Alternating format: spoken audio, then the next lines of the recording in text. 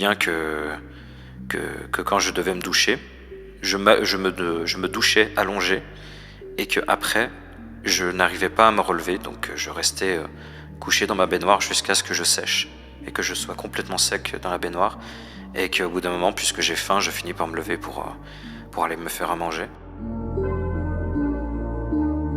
Ambitus est un podcast créé par l'Éveil, une structure vaudoise engagée depuis 1995 dans la réinsertion sociale et professionnelle. À travers des ateliers, des espaces d'apprentissage et des mesures de réinsertion, l'Éveil œuvre pour restaurer la confiance en soi, la créativité et le lien social auprès de personnes fragilisées et marginalisées. Au-delà des chiffres se cachent des êtres humains au parcours de vie tissé d'épreuves, de recommencements, de doutes, des vécus aussi singuliers qu'ordinaires. Alors avec Ambitus, nous vous invitons à écouter ces voix, ces expériences vécues, longtemps étouffées ou passées sous silence, qui ici se dévoilent avec sincérité et complexité. En musique, l'ambitus désigne l'étendue d'une voix ou d'un instrument, de sa note la plus grave à la plus aiguë. Et c'est cette image que nous voulons emprunter. Chaque personne porte en elle une mélodie de vie, un spectre unique de tonalités et d'émotions composé de hautes notes et de basses notes. Ce podcast souhaite offrir un espace pour laisser vibrer ces mélodies, pour en révéler la profondeur, la fragilité et la force. Si vous aimez écouter ces histoires et que la démarche d'Ambitus vous touche, n'hésitez pas à en parler autour de vous et à partager sur les réseaux sociaux. Pour plus d'informations sur les activités et l'histoire de l'Éveil, son directeur Oran Mackenzie vous explique tout dans l'épisode 0, le premier de la liste. Dans cet épisode, le témoignage de Jonathan. Merci à lui pour son courage et son authenticité. Attention, ce témoignage aborde des sujets qui peuvent heurter certaines sensibilités, telles que des agressions à caractère sexuel, la dépression et les troubles psychiques.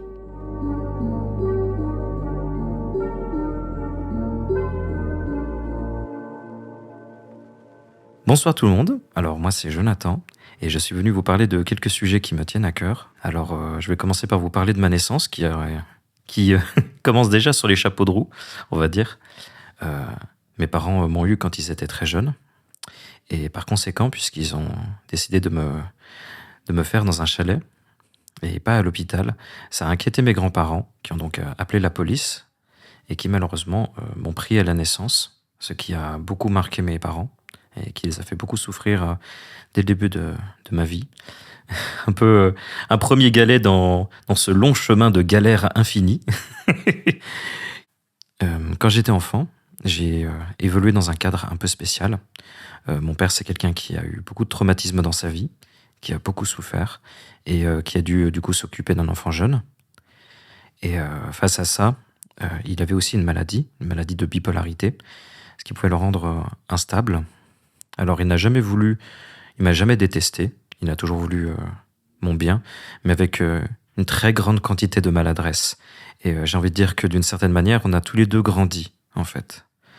De son côté, ma mère, je n'ai jamais eu l'impression qu'elle était si jeune que ça, parce qu'elle a toujours été d'une grande maturité avec moi, elle s'occupait très bien de moi, elle avait complètement accepté le fait d'être ma mère, ce qui m'a quand même offert un bon socle émotionnel et d'amour.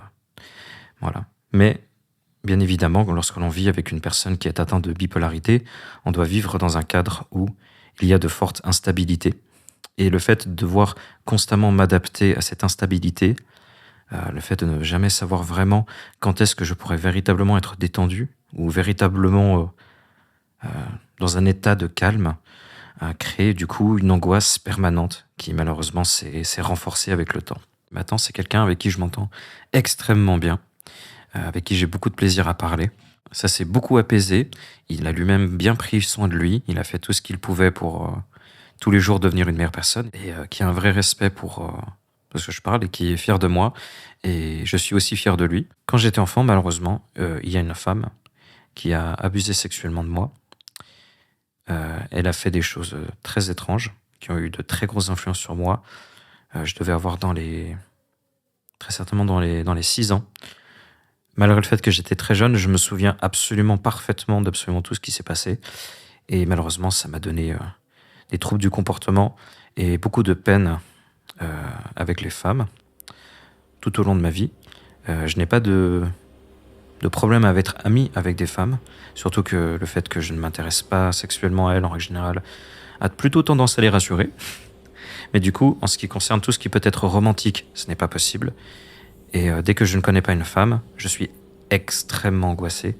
Et c'est quelque chose qui, dans le quotidien, est très difficile.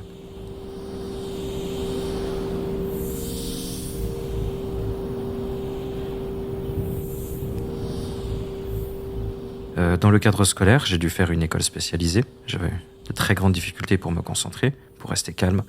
Je rendais un peu fou mes professeurs de classe. Je n'ai fait qu'une seule unique année en école classique. Et je m'en souviens d'une fois où je dansais sur une pile de tables que j'avais moi-même entassée parce qu'on m'avait fait attendre dans une classe. Et on m'a très vite, du coup, dit vous n'aurez pas envie que votre enfant il aille en école spécialisée parce que je pense que ce serait plus adapté pour lui. Elle voulait aussi sauver sa peau. J'étais très content d'aller en école spécialisée.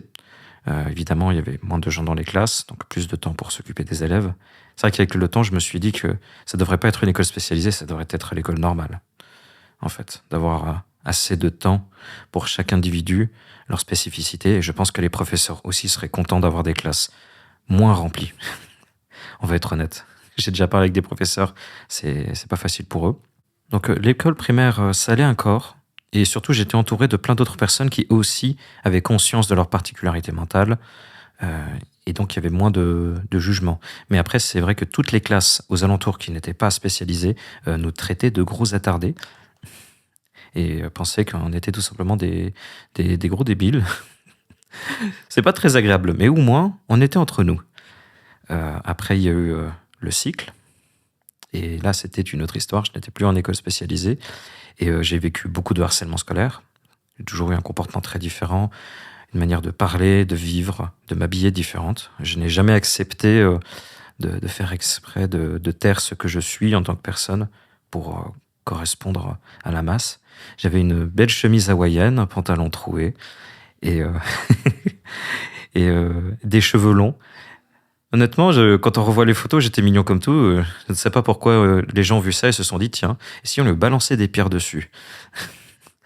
Alors, je le raconte assez joyeusement, mais c'est sûr qu'à cette époque-là, ça ne l'était pas. Je souffrais atrocement. Ma famille avait commencé un peu à se refermer, à moins communiquer. Et je me retrouvais un peu de plus en plus seul. Et c'était une vraie détresse émotionnelle, en fait, d'être dans ce contexte, difficulté à se faire des amis, à sociabiliser. C'est une période où je me suis beaucoup renfermé sur moi-même, malheureusement. Et c'était quelque chose qui était très pénible, c'est sûr. Et j'ai une anecdote assez violente à cette époque. C'est que, puisque je me faisais trop harceler, j'ai décidé de dénoncer mes harceleurs. Les professeurs ont essayé de me convaincre de ne pas les dénoncer, de ne rien faire, de rester dans cet état. J'ai insisté. Et à partir du moment que j'ai confronté mes harceleurs avec les professeurs, ils ont décidé de tout simplement m'ignorer. Et puisque à la maison, je ne parlais pas, qu'à ce moment-là, je ne parlais pas avec des amis, je me suis retrouvé terriblement seul, à tel point que je me souviens de cette pensée qui peut paraître absurde et horrible, c'est que au bout d'un moment, je n'en pouvais tellement plus du silence que je me disais que je préférais qu'on me frappe ou on m'insulte plutôt que de vivre sans que personne ne m'adresse la parole, en fait. Et c'était horrible et j'ai fini par même me couper au ciseau le bras au beau milieu d'une salle de cours. Les gens n'en ont eu globalement rien à faire. J'ai dit, va à l'infirmerie, Jonathan. Ah, ok. Tu te dis pas comment quelqu'un peut spontanément se mettre à saigner au milieu d'une salle de cours. Mais bon, j'ai pas habitué à ce genre de contexte. Donc cette période a renforcé cette difficulté, en tout cas surtout à l'époque, assez forte à communiquer avec les autres. Et a renforcé aussi pas mal de mes symptômes. En tant que jeune adulte, j'ai travaillé, j'ai fait du temporaire, je n'aimais pas vraiment mon travail. Je ne soignais pas et je ne traitais pas mes problèmes à l'époque. Donc mes relations avec les autres se dégradaient. J'essayais de me faire des amis, mais je n'arrivais pas à les garder. Il y en a pas mal qui au bout d'un moment ne voulaient plus me parler. Et en toute honnêteté, je peux aussi un peu comprendre que des personnes pouvaient en avoir marre de moi à cette époque de jeune adulte. Avec le temps, j'ai appris à me remettre en question. Quand une de mes meilleures amies a décidé de me dire qu'elle ne voulait plus jamais me parler et ne plus jamais avoir de contact avec moi, ça m'a fait atrocement souffrir.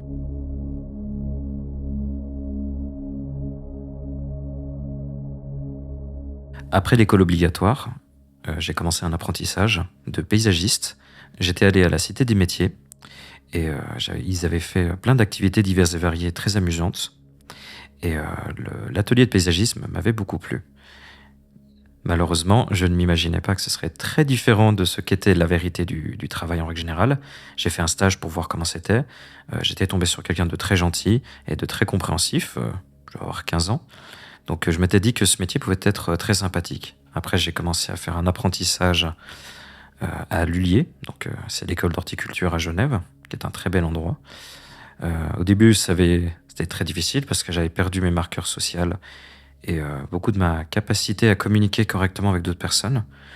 Heureusement, à cet endroit-là, les gens étaient beaucoup plus tolérants. Ils ont été très patients avec moi, malgré le fait que, à plein de moments, je pouvais être pas mal agaçant. Mais j'ai fait mon apprentissage, j'ai été diplômé. Là-bas, je me suis fait ma meilleure amie, qui est toujours le cas aujourd'hui.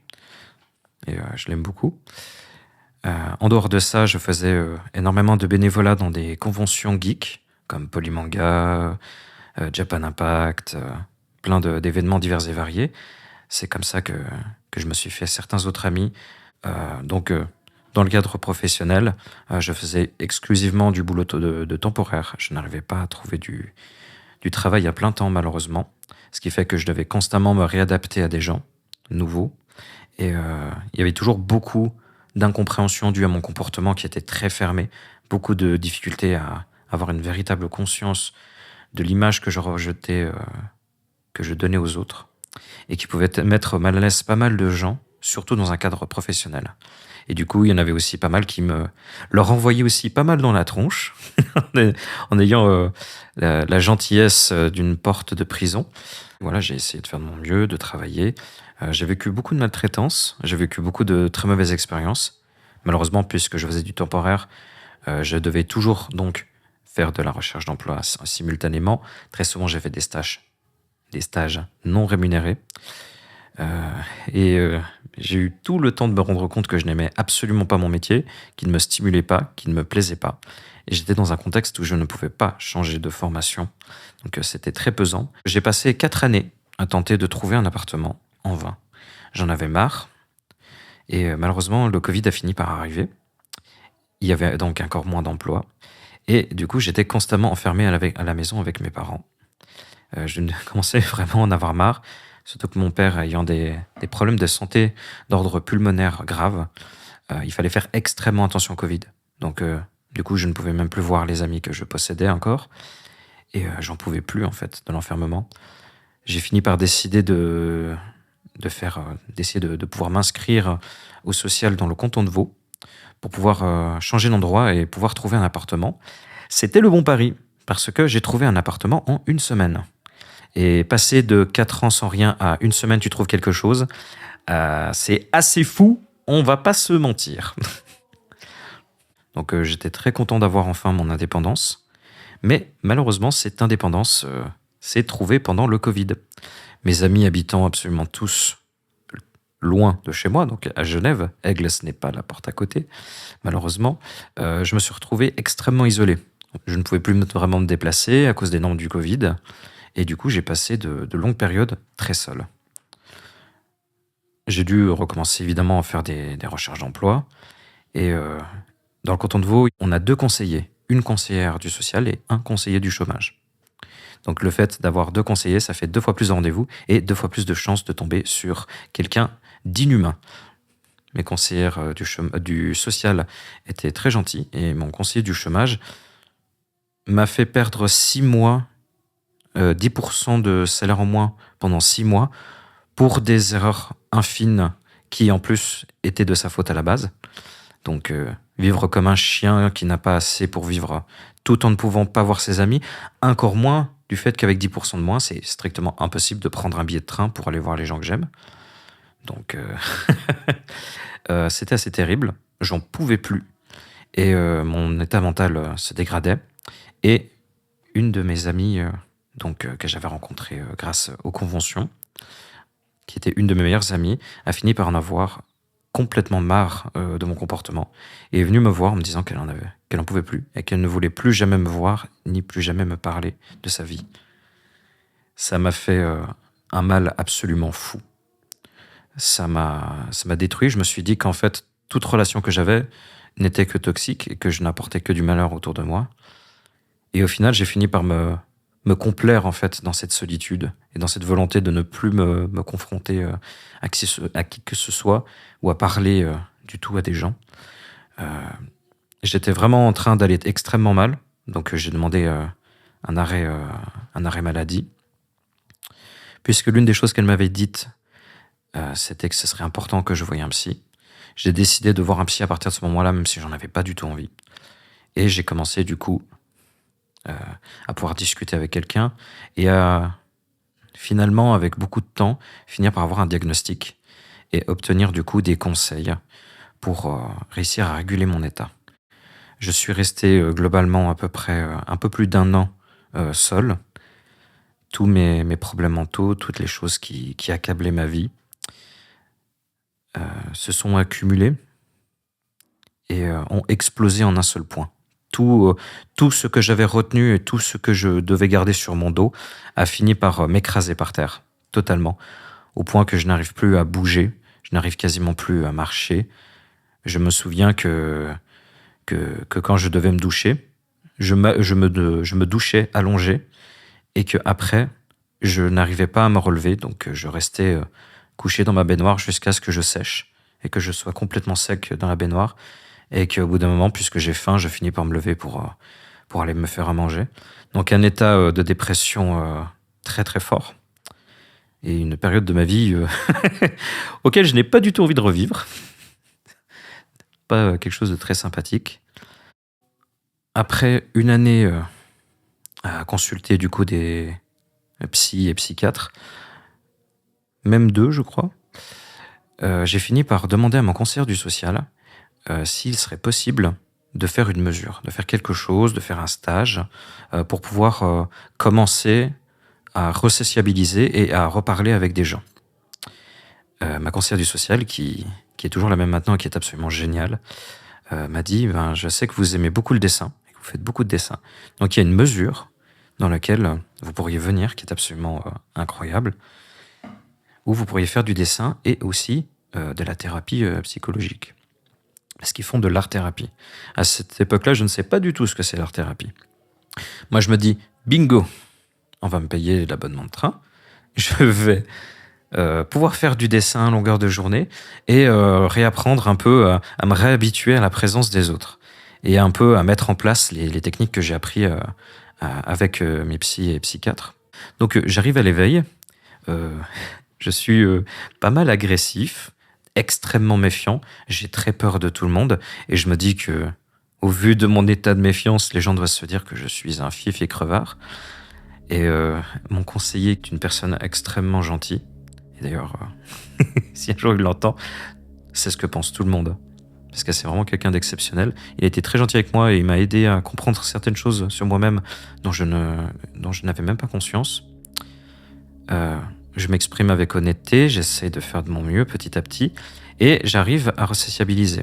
Je me souviens que je fais la première fois et je me rends compte que l'éveil, c'est quasiment, et surtout à cette époque, que des femmes. Partout. Toutes les participantes, c'est quasiment systématiquement que des femmes. Et pour moi, c'est vraiment quelque chose de très angoissant. Et je m'en souviens que du coup, la semaine d'après, je me suis mis à pleurer parce que j'étais terrorisé à l'idée de juste retourner à l'éveil à cause de ça. Mais j'y vais quand même, je me dis, tant pis.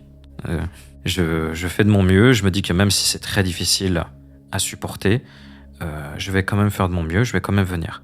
Je suis tellement fatigué en fin de semaine que pratiquement toutes les semaines, je suis à la limite de l'évanouissement, littéralement.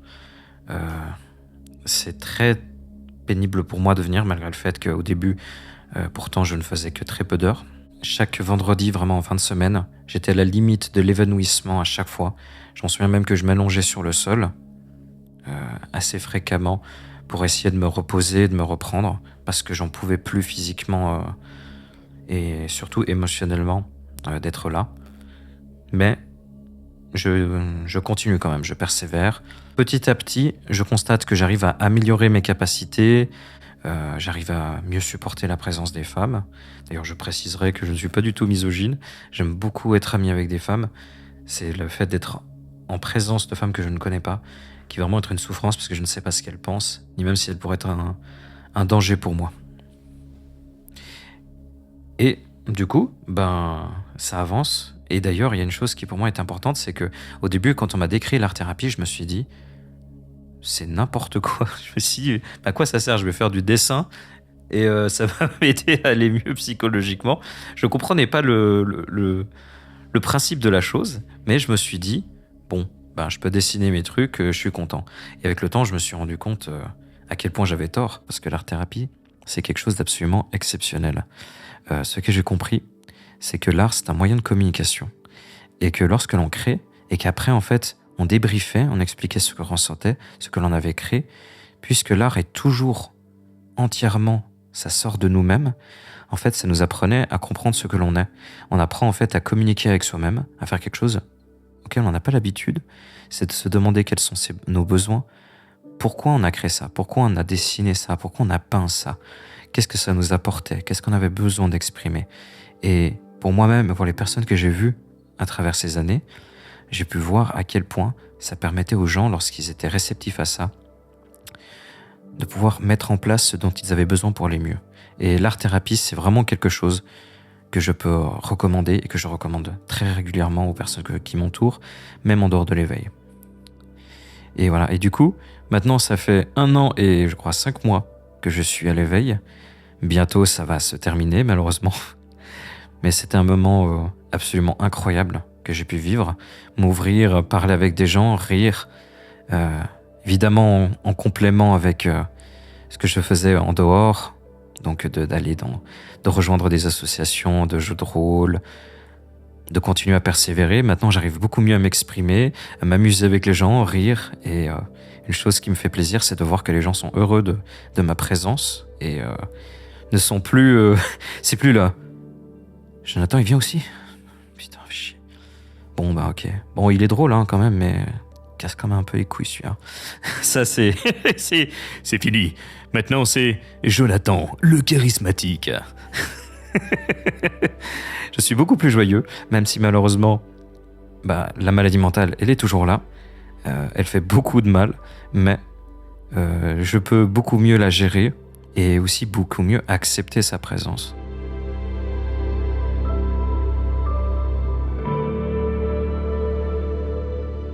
J'ai été diagnostiqué comme ayant un trouble de l'anxiété, un trouble de la déréalisation et un trouble de la dépersonnalisation.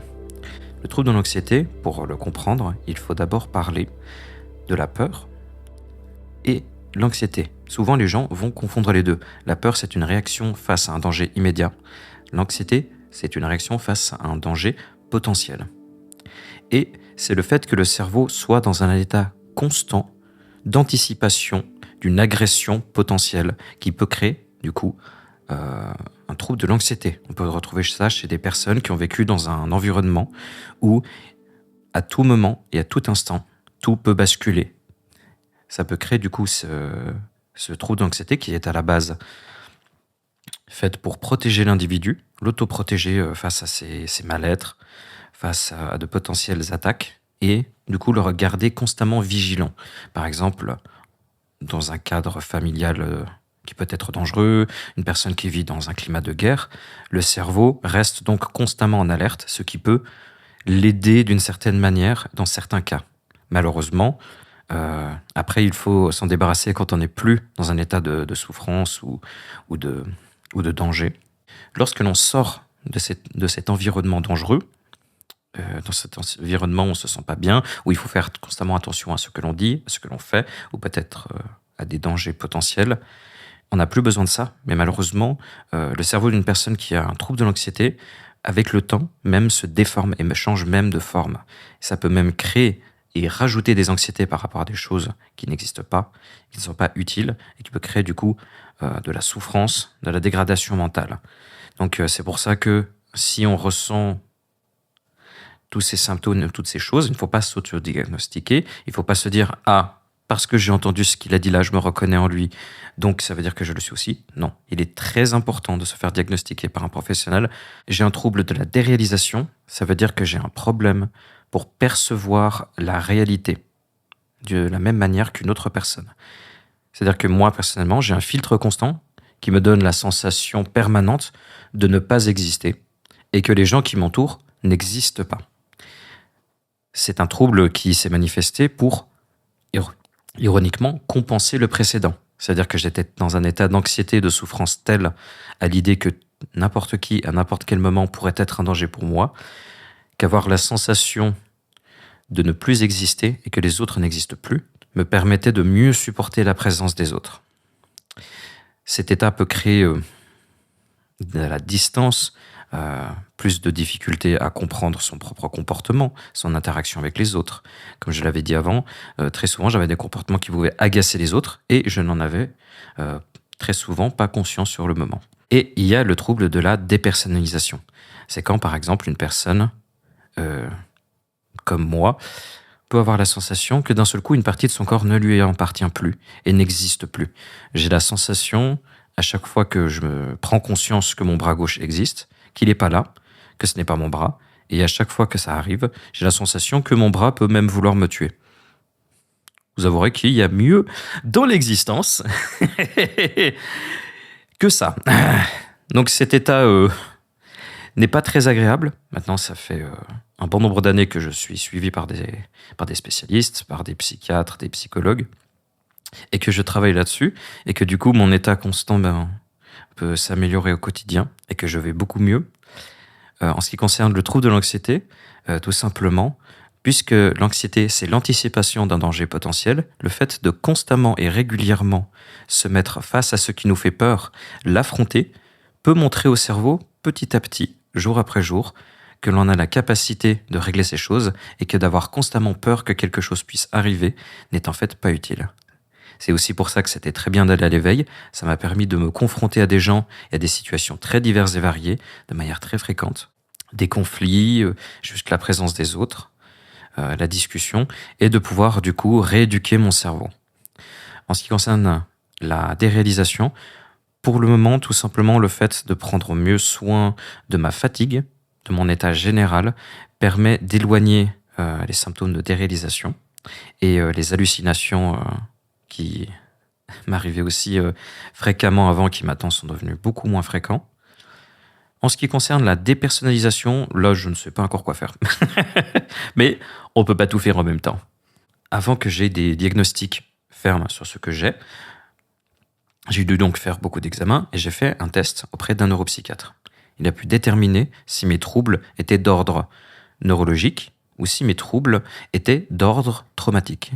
Un trouble neurologique, c'est quand votre cerveau est atteint, par exemple un accident physique. Ça peut aussi être quelque chose qui est dû à votre génétique, à la naissance, et qui est littéralement lié directement à votre cerveau. Genre une personne autiste, une personne qui aurait eu un accident de chantier, qui aurait eu un choc violent au crâne, il aurait des troubles neurologiques. Un trouble traumatique, c'est un trouble qui est dû en réaction à quelque chose qu'il a vécu. Par exemple, un accident de voiture, se faire insulter, une agression quelconque, qui va pouvoir créer chez l'individu, du coup, un mécanisme de défense. Ce mécanisme de défense peut prendre plein de formes diverses et variées, et très souvent, ça peut nuire à la personne dans son quotidien.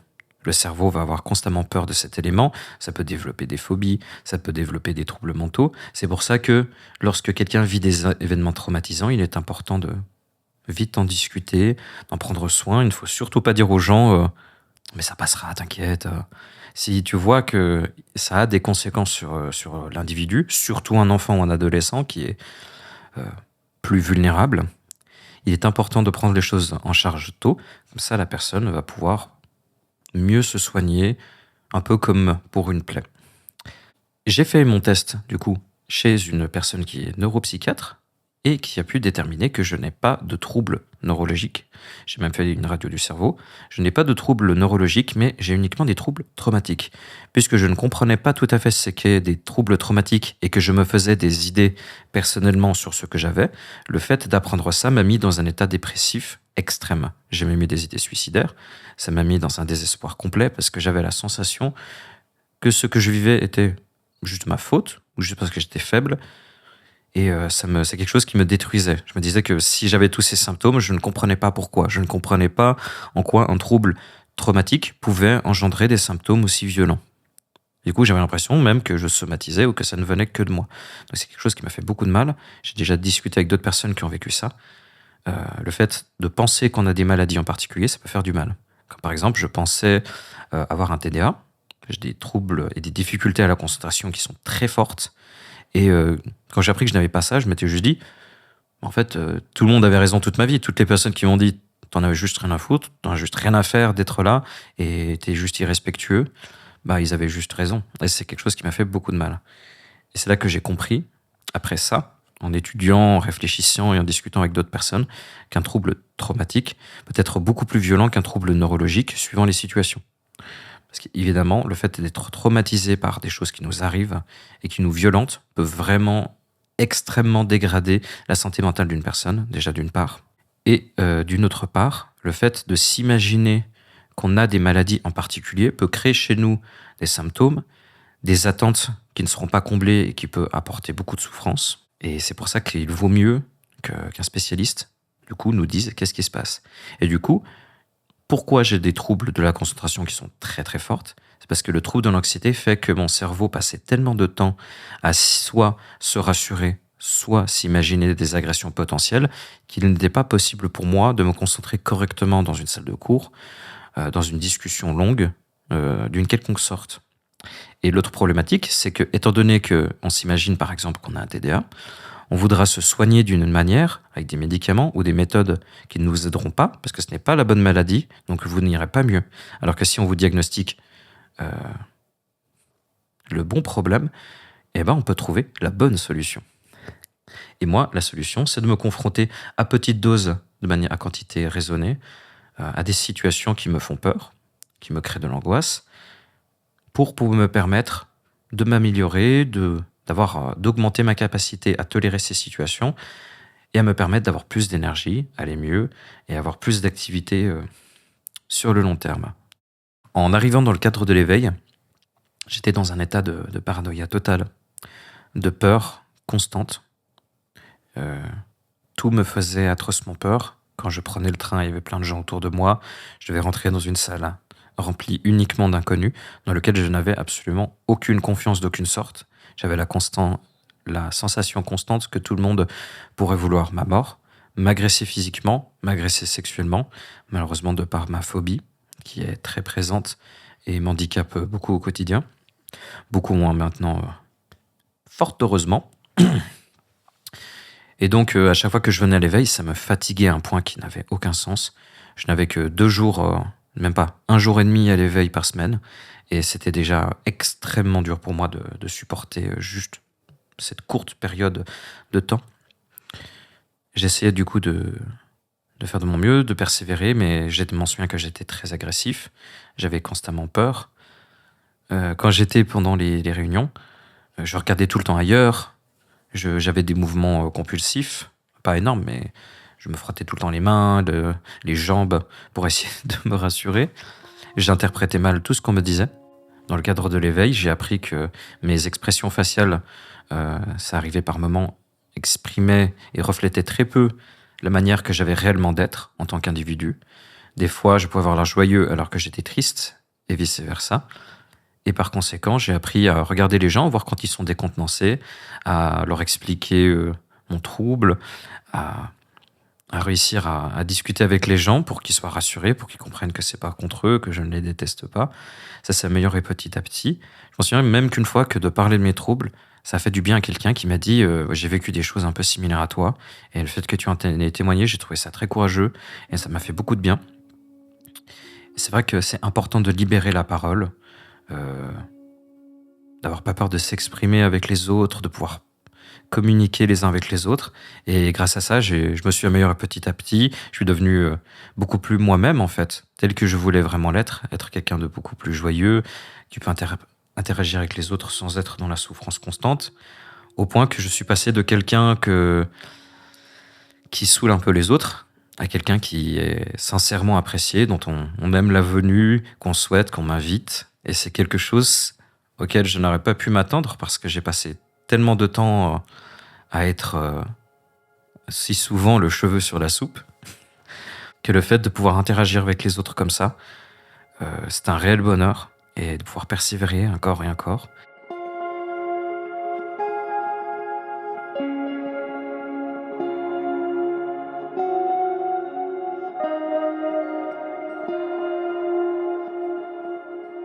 J'ai reçu un mail, tout simplement.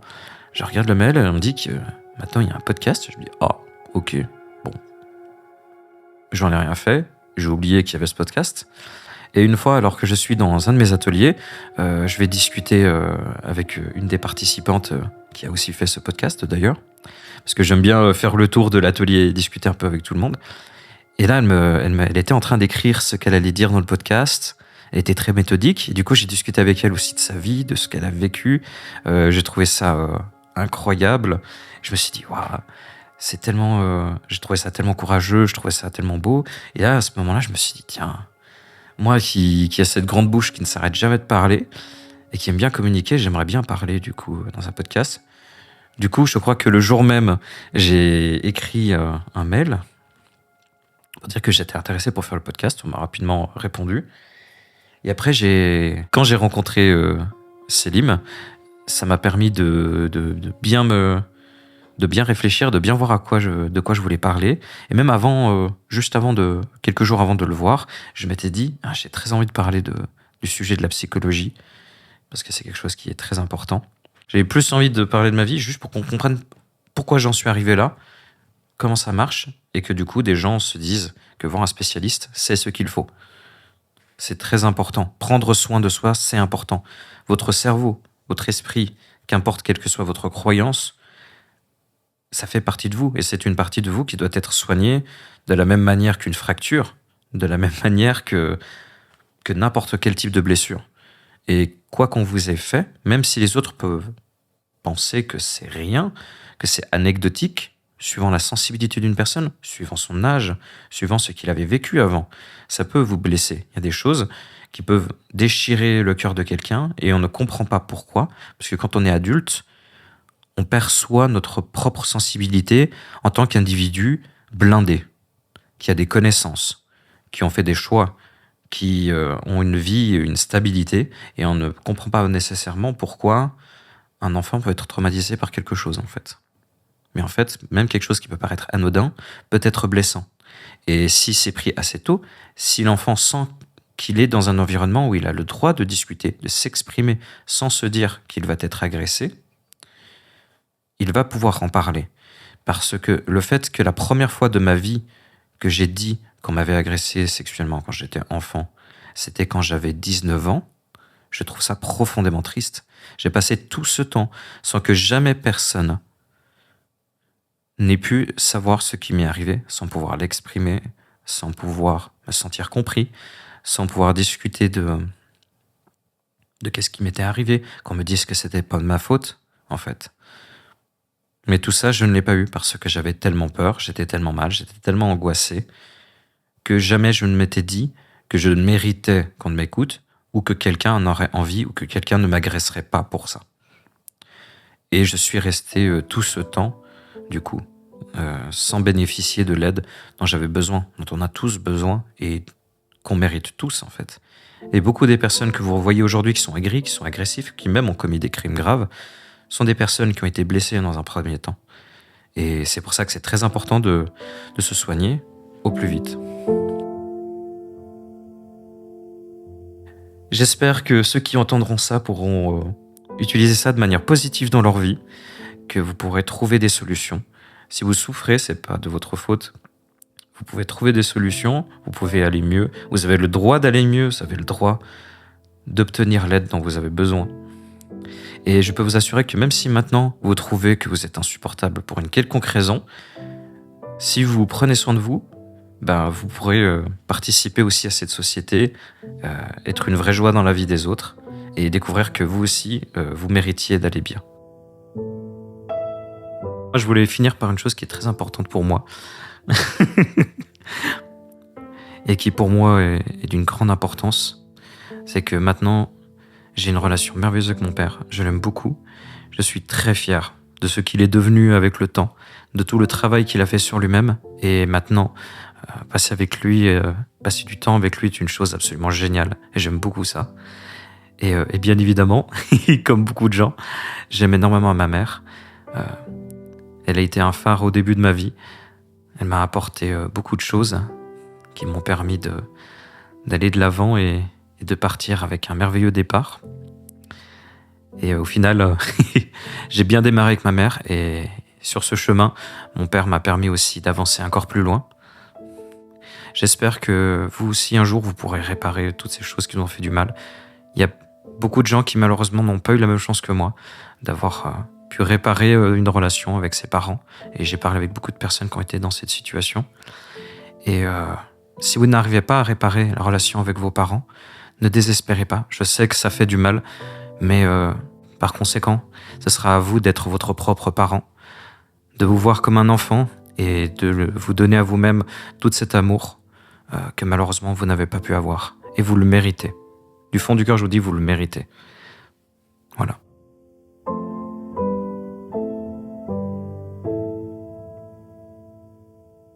Vous venez d'entendre l'histoire de Jonathan racontée par lui-même. Encore merci à lui pour son courage et son partage. Ces témoignages sont accueillis et enregistrés au sein de l'Éveil et sur base de volontariat. Ce témoignage a été enregistré en octobre 2025. Production et droit, l'Éveil.